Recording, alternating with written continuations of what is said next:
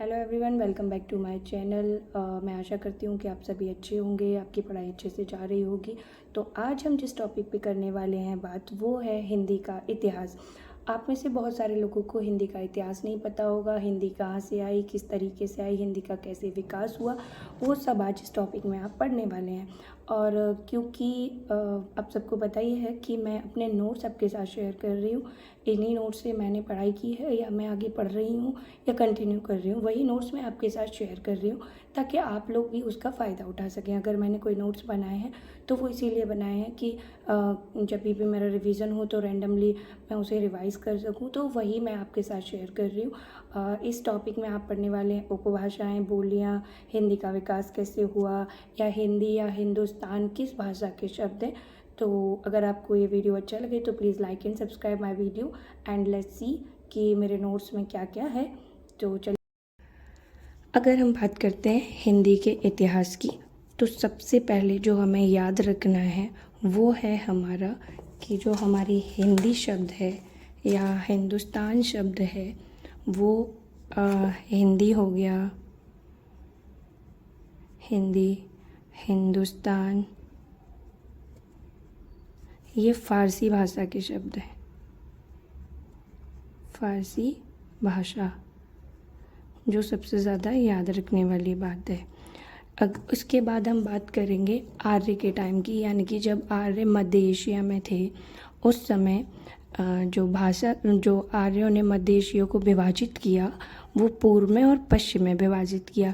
जो आर्य पूर्व के थे वो पूर्व वाले आर्य संस्कृत की भाषा बोला करते थे और संस्कृत से ही हम हिंदी पर आए। लेकिन संस्कृत से हिंदी पर हम डायरेक्ट नहीं आ गए। संस्कृत से हिंदी पर आने के लिए हमें कई भाषाओं से गुजरना पड़ा, जिसका हम अभी डिटेल में बात करेंगे। लेकिन जो लोग पश्चिम में थे, जो आर्य मध्य एशिया के पश्चिम में थे, वो अंग्रेजी भाषा बोलते थे। अब हम बात करेंगे संस्कृत की। तो जो संस्कृत थी हमारी, वो 1500 ईसा पूर्व से 500 ईसा पूर्व तक रही, यानी कि इस बीच तक संस्कृत ही बोला जाता था। और संस्कृत का एक अपना काल है, जिसे पहले तो संस्कृत भाषा को हम आदि जननी बोलते हैं। और जो संस्कृत थी ये भी दो भागों में विभाजित हुई। नंबर एक वैदिक और दूसरा लौकिक। अगर हम वैदिक की बात करें तो हम वैदिक को याद रख सकते हैं हमारे वेदों से, लेकिन समय भी याद रखना है। जो हमारी वैदिक भाषा थी वो वैदिक भाषा 1500 ईसा पूर्व से 1000 ईसा पूर्व के मध्य रही। और इस समय के दौरान हमने क्या क्या पढ़ा। वैदिक, जैसा मैंने आपको बताया, हमारे चारों वेद वैदिक भाषा में आएंगे, जिसमें रहेंगे आपके ऋग्वेद, सामवेद, यजुर्वेद, अथर्ववेद। और आपको जो याद रखना है वो सबसे ज़्यादा ये कि अथर्ववेद को हम संहिता बोलते हैं। और प्राचीन संस्कृत और पूर्व संस्कृत, देववाणी और ब्राह्मी लिपि, ये सब किसके काल में थे? ये थे हमारे वैदिक काल में। अब हम बात करेंगे लौकिक की। तो जो लौकिक का समय था वो 1000 ईसा पूर्व से 500 ईसा पूर्व के मध्य था। लौकिक में कौन कौन सी भाषाएं आई? देवनागरी लिपि आई, उत्तर संस्कृत आई, रामायण आई, महाभारत आई। रामायण को हम नारी संहिता के नाम से जानते हैं और महाभारत को हम जय संहिता के नाम से जानते हैं। और ब्राह्मण वाणी आई। ब्राह्मण वाणी, अगर आपसे क्वेश्चन में पूछा जाता है कि ब्राह्मणवाणी के संस्कृत की किस काल में थी, तो वो थी लौकिक काल में, जो कि 1000 ईसा पूर्व से 500 ईसा पूर्व के मध्य था। अब हम बात करते हैं कि संस्कृत से हिंदी तक आते आते हम किन किन भाषाओं से गुजरे। तो इस टॉपिक पे बात करने के लिए मैं आपको टाइम टू टाइम लेकर के चलूँगी। संस्कृत से हम पहुँचे पाली पे। पाली जो है वो 500 ईसा पूर्व से पहली सदी के मध्य तक थी। पाली भाषा के बाद, अभी ये सिर्फ सीक्वेंस है, इनका डिटेल में मैं आगे बताने वाली हूँ। जो पाली थी वो 500 ईसा पूर्व से पहली सदी में थी। उसके बाद पाली के बाद हम आए प्राकृत पे। प्राकृत जो थी वो पहली सदी से 500 ईस्वी तक हो गई। उसके बाद प्राकृत से हम पहुँचे अपभ्रंश पे। अपभ्रंश जो था हमारा वो 500 ईस्वी से 1000 ईस्वी तक था। उसके बाद हम बात करेंगे अपहट की। तो जो अपहट था वो 1000 ईसा से 1500 ईसा तक था। फिर हम बात करेंगे पुरानी हिंदी की, जो 1500 ईस्वी से 1750 ईस्वी तक रही। उसके बाद पुरानी हिंदी से पहुँचे हम नवीन हिंदी पे। तो नवीन हिंदी जो है वो हमारा 1750 से और अब तक है, यानी कि जो हिंदी हम यूज़ कर रहे हैं वो है हमारी नवीन हिंदी। तो इस तरीके से संस्कृत से हिंदी तक पहुंचने के लिए हम जिन भाषाओं से गुजरे वो थी पाली भाषा, प्राकृत भाषा, अपभ्रंश भाषा, अपहट भाषा, पुरानी हिंदी, और अभी जो हमारे काल में है वो है नवीन हिंदी। तो सबसे फ्रेंड्स याद रखने वाली चीज़ ये है कि सबसे पहला क्वेश्चन, हिंदी और हिंदुस्तान वो है फारसी भाषा के शब्द। आर्य जो थे वो मध्य एशिया में रह रहे थे और मध्य एशिया से जो पूर्व में आ रहे थे वो संस्कृत बोला करते थे और जो पश्चिमी थे वो अंग्रेजी बोला करते थे। संस्कृत को हम आदि जननी कहते हैं, ऐसा हमने पढ़ ही लिया है। संस्कृत 2 भागों में विभाजित हुई और वो था हमारा वैदिक और लौकिक। अगर हम बात करते हैं वैदिक की, तो वैदिक जो थी वो हमारी 1500 ईसा पूर्व से 1000 ईसा पूर्व थी। वैदिक काल में हमारे 4 वेद आते हैं, ऋग्वेद, सामवेद, यजुर्वेद, अथर्ववेद, और अथर्ववेद को हम कहते हैं संहिता, प्राचीन संस्कृत और पूर्व संस्कृत, ये सब वैदिक काल के ही टाइम पे थे। देववाणी और ब्रह्मलिपि ये भी किसके एग्जाम्पल हैं, ये हैं हमारे वैदिक के। अगर हम बात करेंगे लौकिक की, जो कि 1000 ईसा पूर्व से 500 ईसा पूर्व के मध्य थी, उसमें हमारी लौकिक भाषा में जो होता है उसे हम बोलते हैं सांसारिक भाषा। इसमें अगर हम देखते हैं तो देवनागरी लिपि, उत्तर संस्कृत, उसके बाद रामायण, महाभारत और ब्राह्मण वाणी है।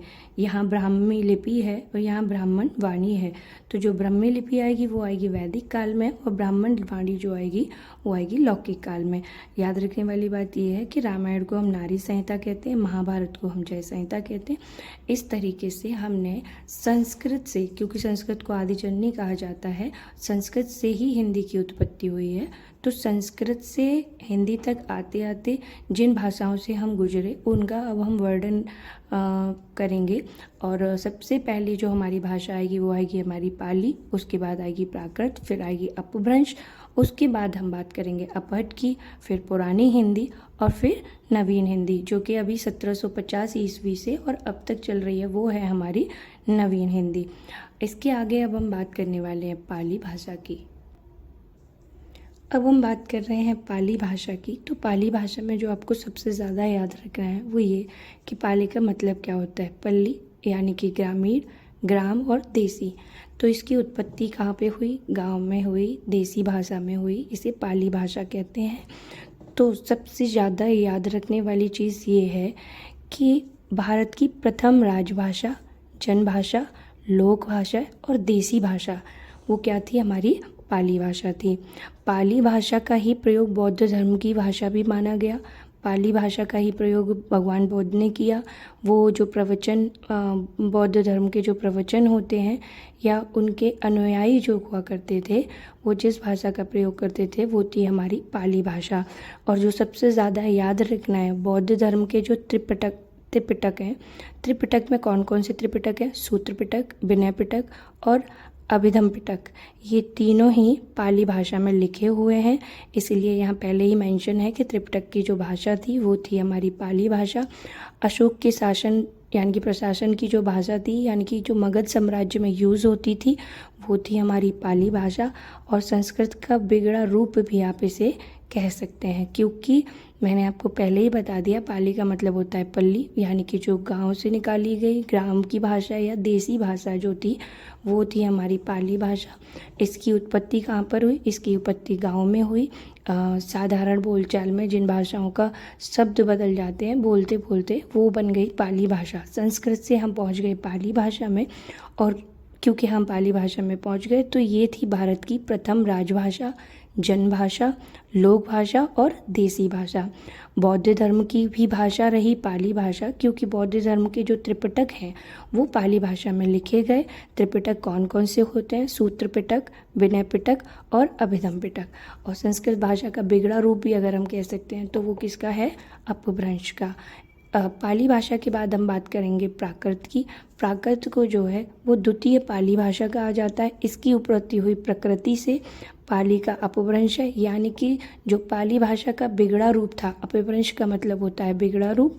जो पाली भाषा को बोलते बोलते नए नए शब्द बनने लगे उसको हम क्या कहने लगे, प्राकृत। यानी कि वो प्रकृति से बने। इसकी विशेषता ये है कि जो जैन धर्म की भाषा हुआ करती थी वो थी प्राकृत भाषा। महावीर जैन जी ने के जो प्रवचन थे वो थे हमारे प्राकृतिक भाषा में। अब क्योंकि ये क्लेक्शों की भाषा थी, यानी कि क्लेक्श क्या होते हैं, सबसे पहली चीज़ क्लेक्शों की भाषा थी। क्लेक्श क्या होते हैं, ये होता है चतुर्थ वर्ग, यानी मतलब कि आप समझ सकते हो जो मछली पकड़ते हैं या फिर मछुआरे जिन्हें बोलते हैं, या मैले रहते हैं, गंदे तरीके से लोग रहते थे, ऐसे लोग इन्हें इस प्राकृतिक भाषा को बोला करते थे। तो ये हो गई एक मतलब प्राकृतिक भाषा, समझ गए होगे आप लोग। प्राकृत भाषा जो था पहले संस्कृत का बिगड़ा रूप, यानी कि जो संस्कृत का अपभ्रंश था वो थी पाली। पाली में बौद्ध धर्म आया, बौद्ध धर्म की भाषा या प्रवचन आए, अनुयायी जो इनके अनुयायी हुआ करते थे वो यूज़ किया करते थे पाली भाषा को। बौद्ध धर्म के तीनों त्रिपिटक जो लिखे गए हैं त्रिपिटक, वो है सूत्र पिटक, विनय पिटक और अविधा पिटक, ये सारे ही सारे पाली भाषा में है। फिर उसके बाद पाली भाषा के बोलते बोलते उसका भी बिगड़ा रूप आ गया। फिर हम पहुंच गए प्राकृतिक भाषा पे। प्राकृतिक भाषा को जो है वो द्वितीय पाली भी कहा जाता है, और इसकी उत्पत्ति कहाँ से हुई, प्रकृति हुई है। मतलब कि बोलते बोलते हम उसके शब्दों को बिगाड़ने लगे और पाली भाषा से हम पहुंच गए प्राकृतिक पे। इसे क्लेक्शों की भाषा कहा जाता था, मतलब कि ऐसे लोग जो मछलियाँ पालते थे या चतुर्वर्ग यानी कि श्रम करने वाले लोग जो बोलते बोलते गंदे तरीके से बात करने लगते हैं और भाषा का रूप बदल देते हैं, वो थे। और सबसे बड़ी चीज़ जो आपको याद रखनी है कि जैन धर्म की जो भाषा थी वो प्राकृत थी, महावीर जैन के जो प्रवचन थे वो प्राकृत थे, जबकि बौद्ध धर्म के प्रवचन, बौद्ध धर्म के अनुयायी जिस भाषा का प्रयोग करते थे वो थी पाली। तो होप आप लोगों को पाली और प्राकृत में डिफरेंस पता चल गया हो। इससे पहले कि हम चले अगली भाषा पे, आई होप कि आप सब लोगों को ये पसंद आया हो। So please like my channel और सब्सक्राइब माय चैनल। आगे देखते हैं हम। अगर हम बात करेंगे अपभ्रंश की, क्योंकि पाली प्राकृत के बाद जो हुआ वो था अपभ्रंश। अपभ्रंश मैं आपको बता ही चुकी हूँ, अपभ्रंश को कहते हैं बिगड़ा हुआ रूप। अब उसमें क्या क्या था, अपभ्रंश कितने थे, सौरसैनी, खस, पिशाची, ब्राचड, मगधी, अर्धमगधी और महाराष्ट्री। इसके बाद जो आया निकल के वो थी हमारी उपभाषाएं।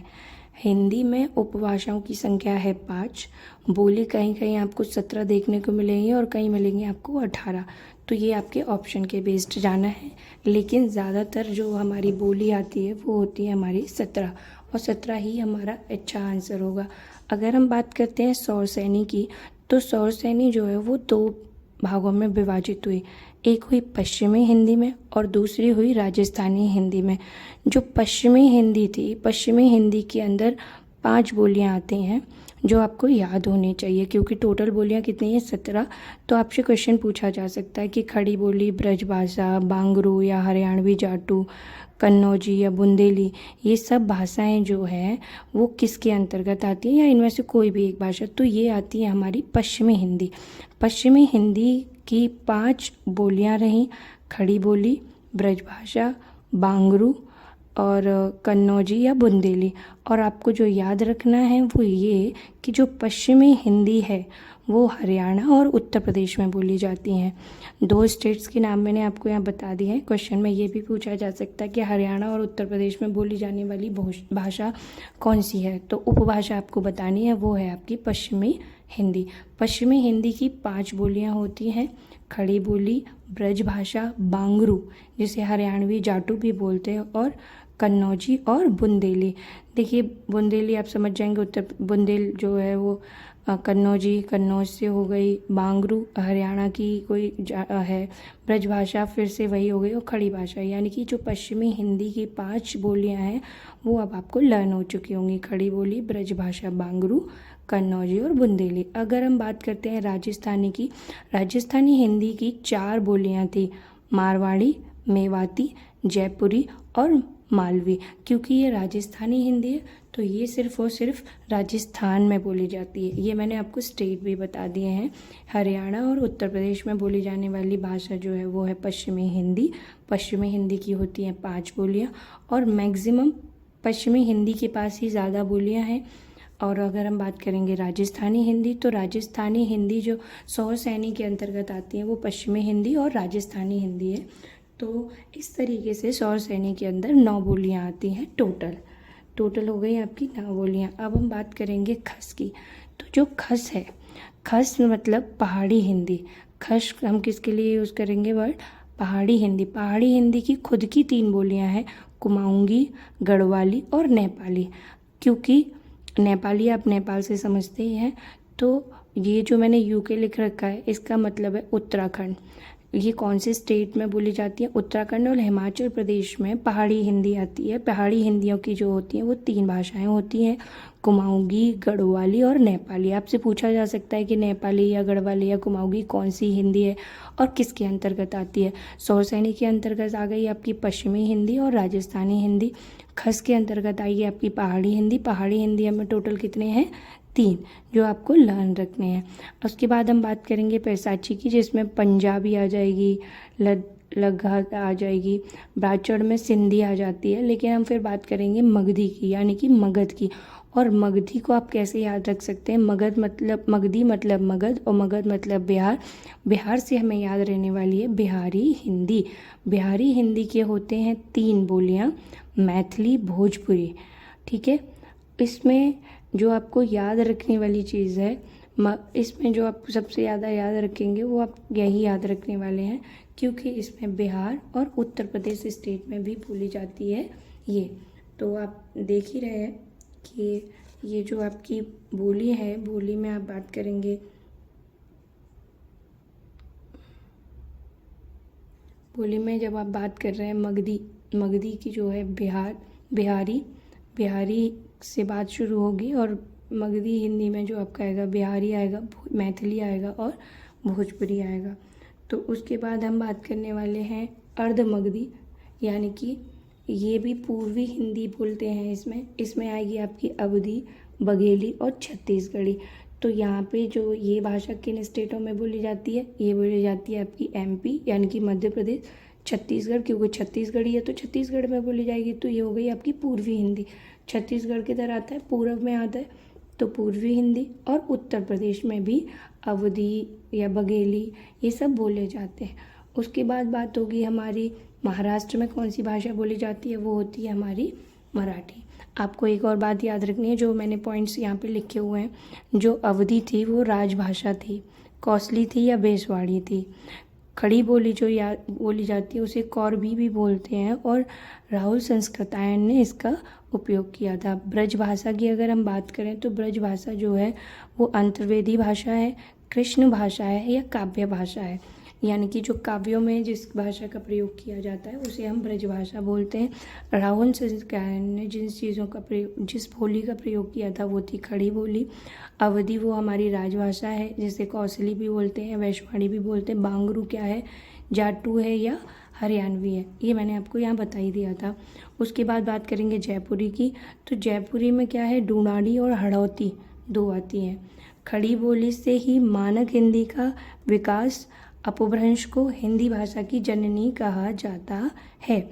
खड़ी बोली से ही मानक हिंदी का विकास हुआ और अपभ्रंश को हिंदी भाषा की जननी कहा जाता है, ये याद रखना है।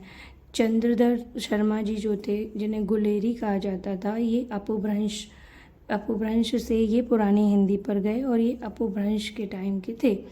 तो अगर हम बात करें संविधान में हिंदी की कहाँ पर जगह है, संविधान में हिंदी की चर्चा करते हुए मैं आपको बताना चाहूँगी कि हिंदी यानी कि जो हिंदी का स्थान संविधान में किस जगह दिया गया है वो है अनुसूची 8 भाग नंबर 17 और अनुच्छेद 343 से 351 तक भारत की भाषाओं का उल्लेख किया गया है। ऐसा तो है नहीं कि सिर्फ हिंदी है, भारत में कौन कौन सी भाषाओं का हम प्रयोग कर सकते हैं वो सब यहाँ पर बताया गया है। तो जो हिंदी का संवैधानिक विकास हुआ उसमें अनुसूची संख्या 8 और भाग 17 में अनुच्छेद 343 से 351 तक भारत की भाषाओं का उल्लेख किया गया है। अब हम इसी सीरीज में आगे पढ़ते हैं कि अनुच्छेद 343 क्या था, या फिर हिंदी से रिलेटेड कौन कौन से अनुच्छेद हैं जो हमारे लिए बहुत उपयोगी हैं। तो अगर हम बात करेंगे अनुच्छेद 343 की, तो संघ की राजभाषा हिंदी और लिपि देवनागरी होगी। ये पहले ही बता दिया गया था कि अनुच्छेद 343 में अगर आपसे पूछ लिया जाए कि 343 में क्या डिटेल में दिया गया है। तो आपको याद रखना है कि संघ की जो राजभाषा हिंदी होगी और हिंदी की कौन सी लिपि होती है, देवनागरी लिपि होती है। अगर हम अनुच्छेद 348A की बात करें तो उसमें क्या है, वो है यदि किसी व्यक्ति विशेष को हिंदी बोलनी नहीं आती है तो वह वैश्विक स्तर की भाषा अंग्रेजी का उपयोग कर सकता है। अगर कोई भी व्यक्ति ऐसा है जिसे हिंदी बोलने में परेशानी हो रही है तो वो इंग्लिश को भी यूज़ कर सकता है।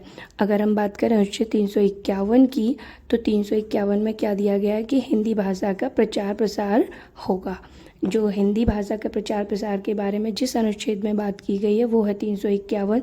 343 में ये बताया गया है कि जो हिंदी है वो हमारी राजभाषा है और उसको सिर्फ और सिर्फ हम देवनागरी में लिख पाएंगे।